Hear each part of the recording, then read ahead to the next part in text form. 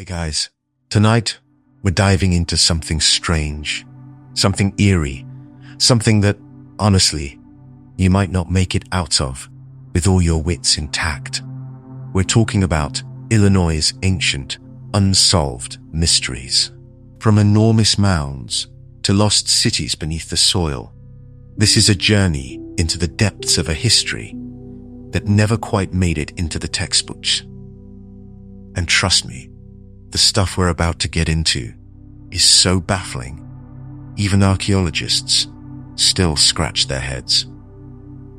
So, before you get comfortable, take a moment to like the video and subscribe, but only if you genuinely enjoy what I do here. And hey, leave me a comment with where you're watching from and what time it is. Let's see how far this rabbit hole stretches. Now, dim the lights, maybe turn on a fan for that soft background hum, and let's ease into today's journey together. You're standing in the heart of Illinois, right? In front of one of its massive ancient mounds, trying to decipher the story it holds. Now, it's not just any mound. This is one of the many scattered across the state, remnants of the long-gone mound builder culture. At first glance, they might seem like just big piles of dirt, but these mounds are the silent witnesses to civilizations that flourished here thousands of years ago. Imagine them rising up from the earth, not as simple hills, but as structures so large they could have rivaled the skyline of a modern city. These mounds, particularly the ones found in Cahokia Mounds State Historic Site near Cashcrin, Collinsville, are known to have been built by the Mississippian people, though that name barely scratches the surface of their complexity. Historians still argue whether the Mississippians were one large, unified civilization or a collection of smaller, distinct cultures. Either way, these people left behind astonishing feats of engineering, astronomy, and spirituality. The largest of these mounds, Monk's Mound, towers over 100 feet tall. To put that in perspective, that's taller than the Statue of Liberty. While much of what we know about the mound builders is shrouded in mystery, there are a few things we can be sure of. For example, we know that these societies were highly structured, with elaborate rituals, advanced knowledge of the stars, and the social hierarchy that controlled every aspect of life. They likely constructed these mounds not just for burial purposes, but as places for ceremonies, gatherings, and possibly astronomical observations. And speaking of that astronomical knowledge, have you ever wondered what it might have been like to stand in the middle of a vast, open field with a mound like that towering above you, looking up at the night sky? The people of Cahokia would have done just that, aligning their mounds with the movement of celestial bodies. There's a lot we still don't know about how they connected their mounds with the stars, though some theories suggest that these ancient architects had their own version of a sky calendar. Historians are divided on whether these mounds were all part of a grand cosmic design, or if the alignments were just coincidental. But here's the thing: archaeologists have never been able to decipher the full purpose of these mounds. Why, for example, did the people of Cahokia build these enormous structures in the first place? Was it a religious belief, a display of power? Or did they perhaps mark some sort of deep connection to the land itself, as though the earth had become a sacred temple? You might think this is where the answers start to unfold. But nope, not even close. Despite decades of excavation and research, so much of the Mississippian culture remains as elusive as the wind itself. And then, of course, we hit that classic problem. Why did they vanish? Historians still argue whether the Mississippian people collapsed because of environmental factors, internal conflict, or a mix of both. Some even think it might have been caused by a massive shift in the Mississippi River's course. Could the loss of fertile land have forced people to abandon Cahokia? Maybe. Or was it something more dramatic, like the disintegration of their social systems under the pressure of too many people?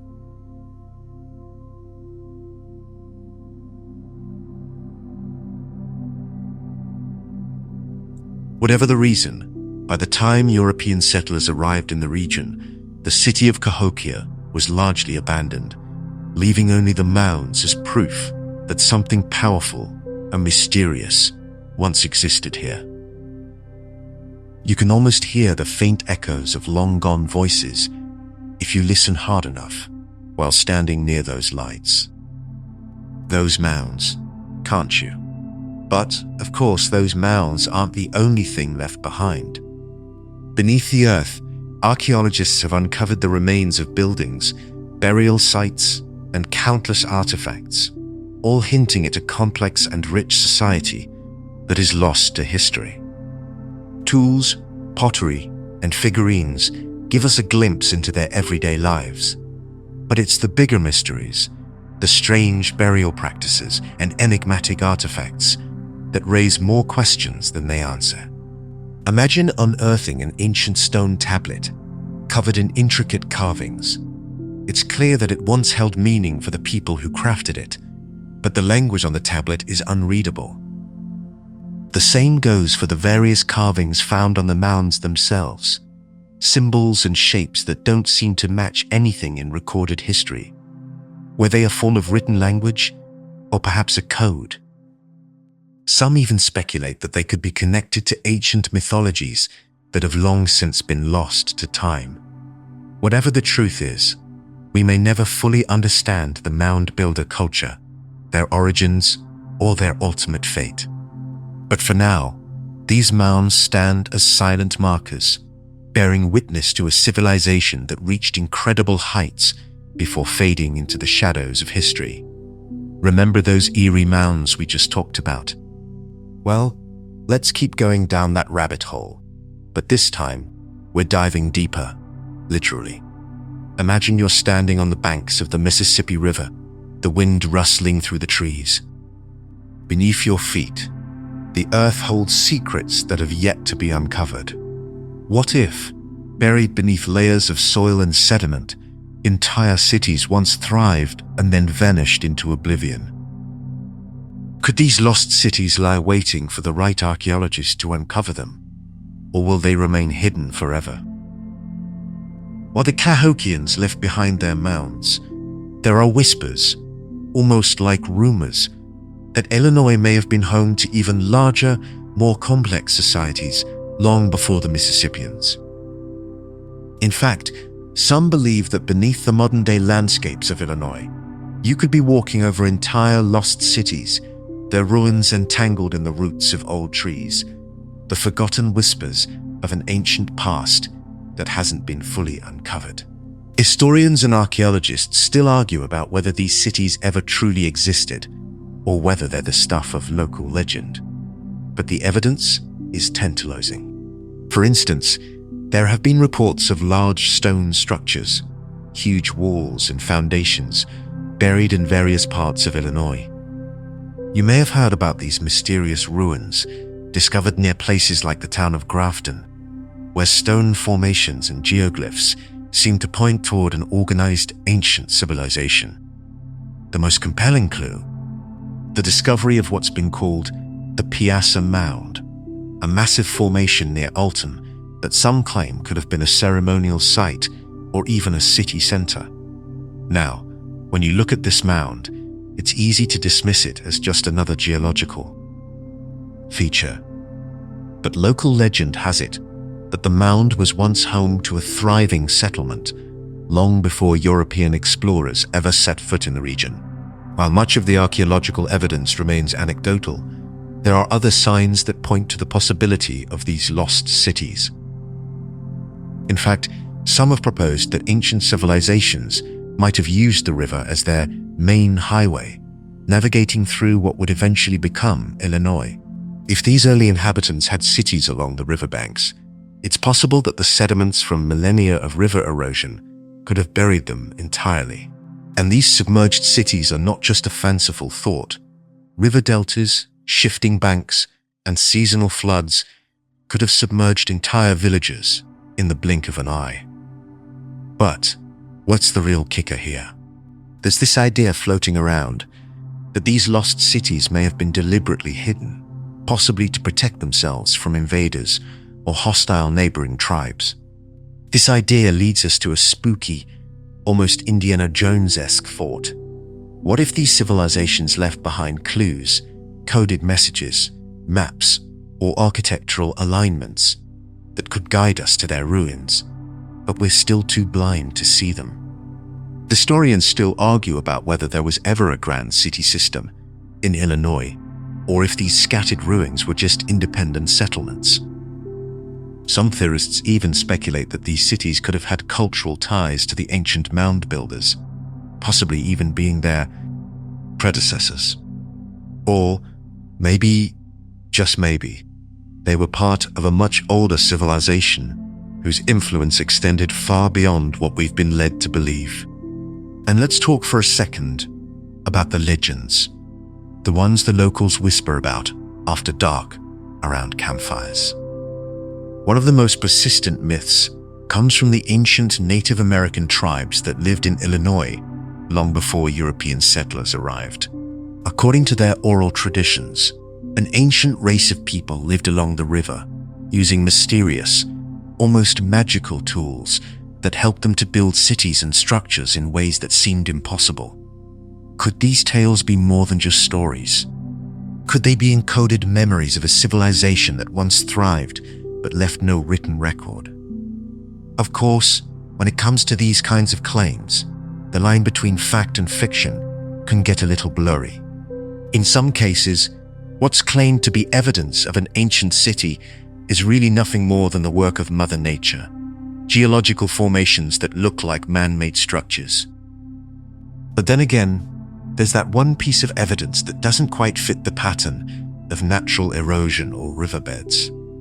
The massive stones, intricate carvings, and burial sites. Could these be remnants of a city lost to time? There's also the matter of ancient maps. If you think this is all just wild speculation, you might be interested in some curious old maps that show topographical features resembling large man-made structures along the Mississippi River. These maps, some believed to date back to the 160s, hint at things that don't match the landscape as we know it today. What's even more perplexing is the fact that the features on these maps don't seem to have been documented anywhere else. Could these old maps be remnants of a time when these lost cities were still visible, when explorers still caught glimpses of their grandeur? Historians still argue whether these lost cities are merely the stuff of legends or the products of misinterpretation. Some believe that they could be remnants of long-forgotten Native American villages, or perhaps even earlier inhabitants who had no written language to pass down their history. As strange as it may sound, the idea that entire cities could be lost beneath Illinois is not only fascinating, it could also be the key to understanding a chapter of history that's been erased from the books. So, as you stand there, imagining these hidden cities lying just beneath your feet, a deeper question arises. What if these cities hold the final answers about the ancient peoples of Illinois? Could these mysteries, left buried for centuries, be waiting for the right person to uncover them? Maybe, just maybe, the next discovery is a matter of when, not if. All right, we've explored the ancient mounds, and we've dipped our toes into the theory of lost cities buried beneath Illinois.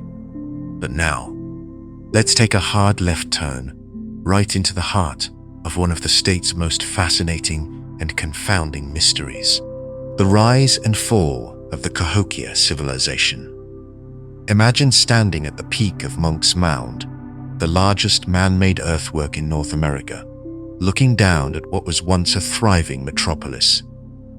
This was Cahokia at its peak, hundreds of earthen mounds stretching across a vast landscape, each one with its own purpose.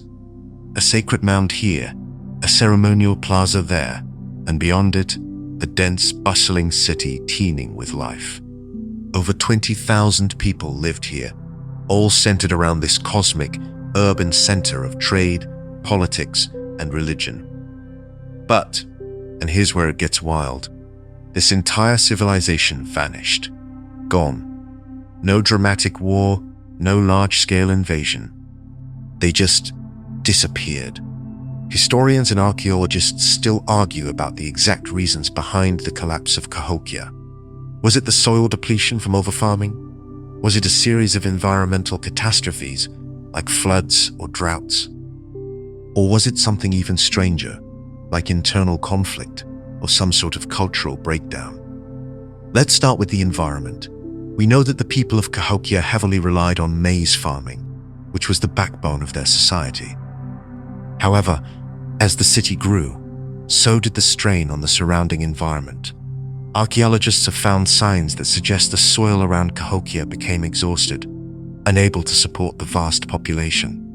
Some researchers argue that overfarming, combined with the stress of floods and changing weather patterns, led to a gradual decline in crop yields. And without a steady food supply, the entire societal structure may have begun to unravel.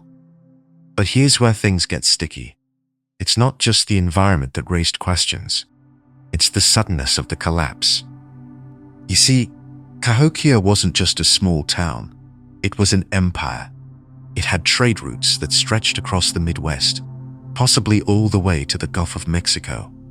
This was a place of wealth and power, with elaborate public works and a highly organized political system. It's hard to imagine a city like that just falling apart for a reason as mundane as crop failure. So, historians still argue whether environmental decline alone could have been enough to bring down a civilization of this scale. Some suggest internal conflict played a significant role. Imagine the social tension that could have built up in a place like Cahokia, a city this large, with such a rigid hierarchy and religious significance, could have been rife with political rivalries. Archaeological evidence points to the deliberate destruction of key sites within Cahokia, suggesting some sort of civil strife or rebellion. Was the population fracturing under the strain of leadership? Was the priesthood that once controlled the city losing its grip on the people? We'll probably never know for sure, but this theory remains a tantalizing possibility.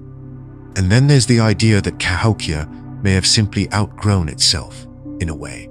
Perhaps it was just too big for its time. With a population of tens of thousands, it could have become a victim of its own success. Large, complex societies sometimes struggle to maintain their infrastructure and cohesiveness once they hit a certain size. Could the very magnificence of Cahokia have led to its downfall? Some scholars even suggest that the massive building projects and enormous mounds could have been a form of social overreach, a way of keeping the population united to grand, ceremonial spectacles, even when the practical aspects of survival were beginning to falter. And here's a bit of a head-scratcher: the timing of Cahokia's decline. The city was thriving around 1150 CE, but by 1350 CE, it was in steep decline. Some archaeologists suggest that the great Mississippian city had a slower, more gradual fall, with people abandoning the area over time. Others point to a sudden exodus, with entire neighborhoods and buildings seemingly abandoned in a rush. What's really perplexing is that no other group seemed to take over the region. It wasn't like the Aztecs moving in or another civilization colonizing the land. Cahokia just became a ghost town. If you're wondering what might have happened to the people of Cahokia, well, that's still up for debate. Did they leave the city and scatter to other regions? Or did they assimilate into other cultures? Some suggest that remnants of the Cahokian population may have joined other tribes, blending into different societal structures. But with the absence of a clear record, these ideas remain speculative. There's also a strange phenomenon that we have to touch on, something that goes beyond just the city's physical collapse. It has to do with the disappearance of the Cahokians' astronomical knowledge. You see, Cahokia wasn't just a city. It was a cosmological center. The people there had advanced knowledge of celestial movements, and their mounds were aligned with the stars. The precise way in which the Mississippians tracked the seasons, eclipses, and solstices is still a topic of interest. So, when Cahokia fell, it seems like much of this sacred star-based knowledge vanished with it. Historians still argue whether this knowledge was simply lost over time, or if the Cahokians intentionally abandoned their celestial practices. Some scholars believe the city's leaders might have deliberately destroyed their own temples or star alignments as part of some larger, mysterious ritual. Others propose that the people of Cahokia just moved on to new spiritual systems as they migrated. Either way, it's as if an entire cosmological worldview was lost, leaving only fragments of understanding scattered across the ruins. Cahokia's disappearance remains one of the great unsolved puzzles of North American history. While we can piece together elements of what happened, a combination of environmental stress, possible conflict, and societal overreach, the full picture remains incomplete. We know it was once a beacon of culture, trade, and political influence, but why it fell still baffles us. So, standing on Monk's Mound, you look out over the landscape again. The city below you is now just a memory, its mounds crumbling into the earth. But something persists, like an invisible thread connecting the past to the present. What was it about this place that left such an indelible mark on the land? And why did it fade into the shadows? Let's slow things down a bit. Step back from the mystery of ancient cities and disappearing civilizations, and turn our gaze to something just as perplexing, something that's been roaming the land of Illinois since long before humans walked here. I'm talking about the megafauna, those giant creatures that once roamed the plains, forests, and rivers of Illinois. Woolly mammoths, mastodons, giant sloths, saber-toothed cats, the kind of animals that look like they were ripped straight out of a prehistoric fever dream. But here's the real kicker. They're gone. All of them. And no one knows exactly why. Sure, you've probably heard of the Ice Age extinction events, but the story of Illinois' megafauna is still a puzzle that scientists and paleontologists are trying to solve. Imagine this. You're walking along the banks of an ancient river, and you hear the rustling of grass just ahead. Suddenly, a massive shaggy creature appears, about the size of an elephant, but with long, curved tusks and a thick, woolly coat to protect it from the icy wind. It's a woolly mammoth, and it's just one of many giants that once roamed this landscape. These creatures were well adapted to the cold, wandering the open tundra in herds, their massive tusks sweeping through the snow in search of food. But the thing is, by the time humans arrived in Illinois, the megafauna were already starting to disappear. Scientists are still debating the cause, with a number of theories floating around. One of the most widely accepted explanations is climate change. As the Ice Age came to an end and the Earth warmed up, the environment changed dramatically. The lush, cold-loving grasses that the mammoths and other megafauna thrived on began to disappear, replaced by forests and warmer climates. This shift made it much harder for these massive creatures to find food, and as a result, many of them started to vanish. Yet, there's another theory that's equally fascinating: humans. Some researchers believe that early human hunters, known as Paleo-Indians, might have played a major role in the extinction of these megafauna.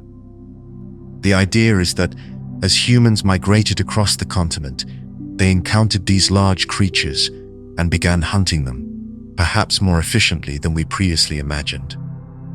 Tools, such as spear points and other weapons, combined with the human ability to hunt in coordinated groups, might have spelled doom for the mammoths and mastodons. Now, don't get me wrong. We're not talking about humans hunting these creatures to extinction like some giant prehistoric apocalypse. but there's a growing body of evidence that suggests hunting played a role, perhaps just tipping the balance between the changing climate and these animals' survival. Imagine a herd of mammoths, already stressed by food scarcity, being stalked by humans who knew how to bring them down. It's a chilling thought, isn't it? And while no one is claiming humans wiped out these giants all on their own, it's clear that the combination of human hunting and climate change made for a lethal 1-2 punch. But here's where the plot thickens. While the majority of these megafauna disappeared around 10,000 years ago, some animals stuck around a little longer. For example, giant ground sloths and mammoths continued to roam parts of North America, possibly even Illinois, well after the official end of the Ice Age. Some historians even suggest that these animals might have been the subjects of ancient stories and legends. Could it be that Native American tribes, living in Illinois centuries later, held on to tales of these ancient giants?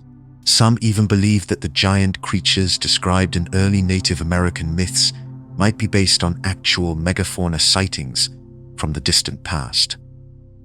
Historians still argue whether these extinct creatures were truly gone by the time humans started settling Illinois. In fact, some have proposed that remnants of these megafauna could have survived in isolated pockets of land, hidden away from the growing human population. A bit far-fetched? Maybe. But there are some reports of ancient bones being uncovered in regions, seems to be X, where the megafauna would have roamed. So who knows? Maybe there's more to the story than we realize.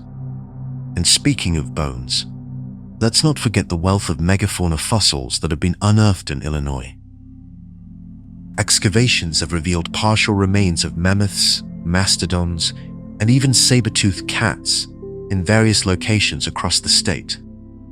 One of the most famous finds was near the town of Kane, Illinois, where a massive mammoth skeleton was discovered buried deep in the ground. These fossils are invaluable clues to understanding not just the animals themselves, but the environment they lived in and the reasons behind their extinction. Some of these fossils even tell a story of how these creatures might have lived. For instance, researchers have discovered that some mammoths showed signs of healed injuries, suggesting they were capable of surviving attacks from predators, including humans. And let's not forget about the saber-toothed cat, an apex predator that once stalked these creatures. The remains of these ancient felines offer a glimpse into the harsh, competitive world that the megafauna once inhabited, where survival of the fittest was the rule of the land. Yet, for all the fossils and theories, we're still left with one major question. Why did it all end?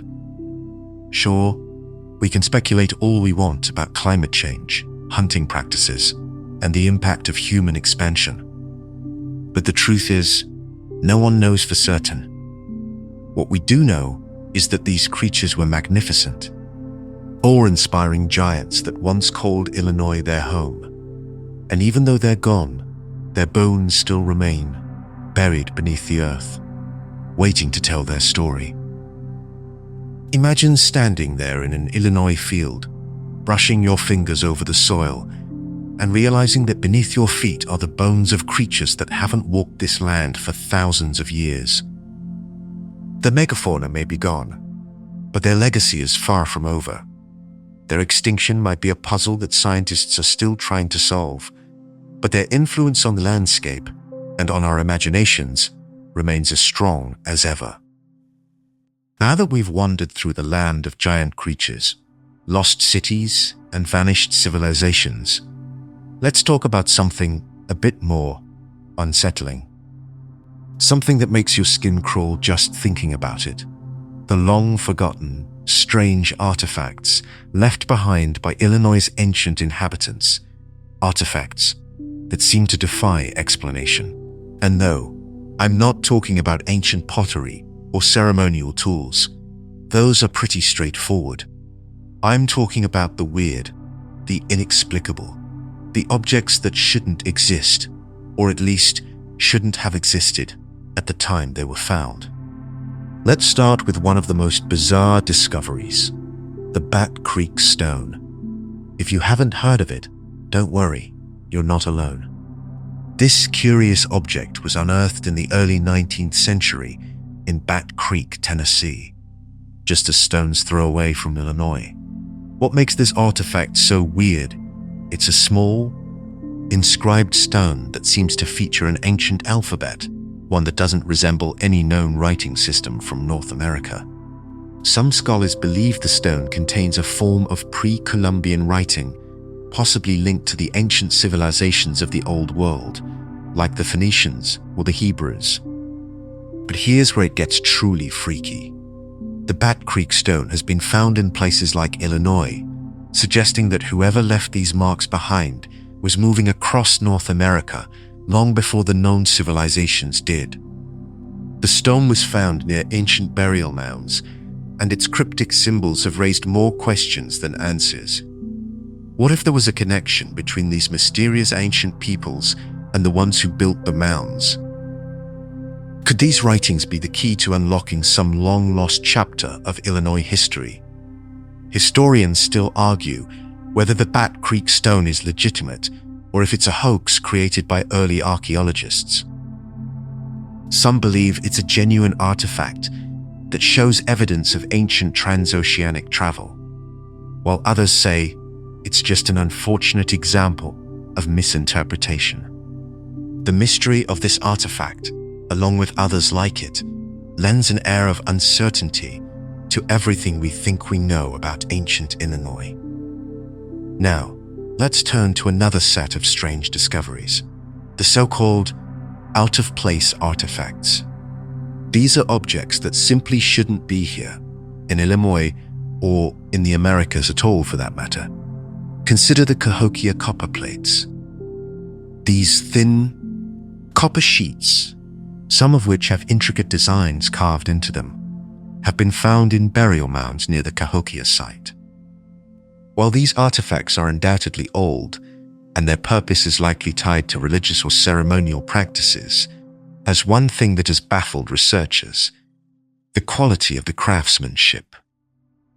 The plates feature designs that don't seem to belong to the Mississippian culture. Some of the symbols and techniques on these plates are more reminiscent of ancient European or Middle Eastern art. Historians still argue about what these copper plates mean and where they came from. Some suggest they were traded from distant lands, while others propose they were created by the indigenous peoples of Illinois, who might have had contact with ancient civilizations we've yet to discover. Could the Mississippians have been in contact with distant peoples, much further than we ever imagined?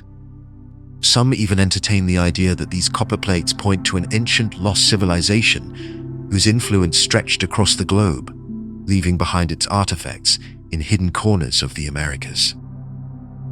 Speaking of out-of-place artifacts, have you ever heard of the Illinois relics? These controversial objects were discovered in the early 1900s, and to this day, they remain a source of debate. One of the most intriguing of these relics is a carved stone tablet found near the small town of Macanda, Illinois. The tablet features a strange, almost futuristic depiction of a hut, person complete with a peculiar headgear, leading some to speculate that it represents an ancient astronaut or even a time traveler. It sounds like something straight out of science fiction, but here's the kicker. The artifact has been thoroughly examined by archaeologists, and some still can't explain how it fits into Illinois' ancient timeline. But wait, this is where it gets even stranger. As more of these Illinois relics were discovered, objects like stone tools with unusual carvings, giant stones that appeared to have been shaped into weapons, some began to wonder if there were signs of a much older civilization living in Illinois long before the Native American tribes were familiar with. Could Illinois have been home to an entirely different culture altogether, one that predated the Native American tribes by thousands of years? It's a fascinating thought, but of course, the evidence is far from conclusive. Some scholars argue that these relics are simply misidentified or the result of natural processes that we don't fully understand yet. Yet, no matter how many times these strange artifacts are examined, their existence continues to baffle even the most seasoned historians. Every now and then, another relic turns up, just enough to keep the questions alive. Was there a lost civilization in Illinois that we've never fully understood? Were these artifacts left behind by people who knew secrets we'll never uncover? And let's not forget about the strange carved stones found in places like the Grand Tower, a rock formation located in southern Illinois. These rocks have been inscribed with patterns that some believe could be ancient writing, while others argue that they are nothing more than natural erosion. What's intriguing, though, is that many of these stones are too precise, too intentional in their markings to be easily dismissed as random. Could they have been created by a people whose history has been completely erased from the record? Historians still argue over whether the Illinois relics are genuine or just anomalies caused by misinterpretation or natural forces. However, the fact that these objects keep appearing, even in the most unexpected places, only adds to the air of mystery surrounding the state's ancient past. If nothing else, these relics are a reminder that history, as we know it, is not always as straightforward as we like to believe. There are still strange, unexplainable things buried deep in the soil, waiting for someone to unearth them. Imagine yourself standing on a quiet Illinois hillside, holding one of these artifacts in your hand. The stone feels warm from the sun, its surface worn smooth by time. You wonder, who left this behind? What happened to them? And what secrets are hidden in the layers of earth beneath your feet? These questions, as unanswerable as they may seem, are the heart of Illinois' ancient mysteries. Every artifact, every ruin, every mound is a clue, one that might, just might, bring us closer to understanding a history that's far stranger than we ever imagined. All right, we've ventured through the lost civilizations, the mysterious megafauna, and the baffling artifacts buried beneath Illinois' soil. But before we finish this journey, let's touch on one final subject: the eerie, unsettling legends and strange tales that swirl around the ancient history of the state. It's not just the bones and the mounds that make Illinois' past so strange. Sometimes it's the myths, the stories that refuse to die, even when the evidence doesn't quite add up. These legends may not be facts in the strictest sense, but they've shaped the cultural fabric of Illinois for centuries, and in some ways, they shape the way we view its history. Let's start with one of the most persistent legends in the state, the Piasa bird. According to Native American folklore, the Piasa was a giant, winged creature that terrorized the ancient tribes along the Mississippi River. Descriptions vary, but it's generally depicted as a monstrous beast with the body of a lion, the wings of a bird, and the head of a man. An amalgamation of terror and mystery. The story goes that the Piasa would swoop down from the cliffs, attacking villages and taking prisoners. To protect themselves, the tribes would offer up sacrifices in an attempt to appease this terrifying creature. Now, here's the kicker. The story of the Piasa is backed up by something concrete, sort of. If you visit the riverbanks near Alton, Illinois, you'll see a mural on a cliff face that depicts a bird-like creature in striking detail. This mural, painted by a local artist in 1836, is based on descriptions from French explorers who recorded that the local Native American tribe spoke of the Piasa. However, no one has ever been able to definitively say whether the legend of the Piasa was based on a real creature, perhaps a giant bird of prey, like an eagle or condor, or if it was purely a myth designed to explain the natural world in a way that could ward off evil. historians still argue whether the Piasa bird was real or merely symbolic. Some believe it was a creature based on an actual animal that became exaggerated over time, while others think it could have been a cautionary tale used by Native Americans to explain death and survival. It's a fascinating example of how myth and history can intertwine, and how the stories we tell about the past are often just as powerful as the facts themselves. But if you think the Piasa is the only strange creature in Illinois' folklore, think again. There's also the tale of the Illinois Wendigo. In Native American folklore, the Wendigo is a creature that haunts the northern forests, a dark spirit that is said to possess humans and turn them into cannibalistic monsters. While the Wendigo is more commonly associated with the Great Lakes region, some say the spirit's reach extends to Illinois. These stories tell of people who, lost in the forest, became consumed with hunger and fear, eventually turning into a Wendigo themselves, willing to devour anything they could find, human or animal. Could there be some kernel of truth in these chilling tales? Historians still argue whether the Wendigo was a real creature or a metaphorical figure, a way for indigenous peoples to explain the extreme mental and physical tolls of starvation and isolation.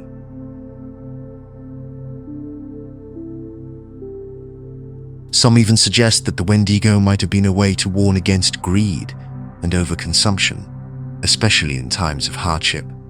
It's a chilling reminder of how folklore can act as a form of cultural wisdom passed down through generations. Then there's the legend of the haunted bell.